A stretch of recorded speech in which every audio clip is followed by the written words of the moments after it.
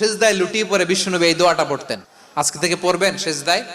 বিশ্বনবী সাহাবাদের বললেন, ও সাহাবারা শোনো, আল্লাহর জান্নাতে কেউ কোনোদিন প্রবেশ করতে পারবে না তার রহমত ছাড়া।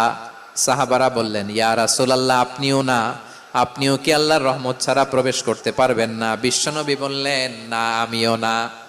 আমি বিশ্বনবীও আল্লাহর জান্নাতে আল্লাহর রহমত ছাড়া ঢুকতে পারবে না, তবে কিয়ামতের দিন আল্লাহর রহমত আমার চারদিকে বেষ্টনী দিয়ে থাকবে।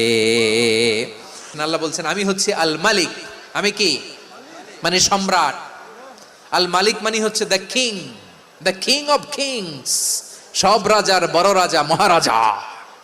তার চেয়ে বড় রাজা আর কেউ নাই, তার চেয়ে বড় সম্রাট আর কেউ নাই, তার চেয়ে বড় ক্ষমতাধর সত্তা মহাবিশ্বে দ্বিতীয় কেউ নাই। চিৎকার করে বলেন ঠিক কিনা?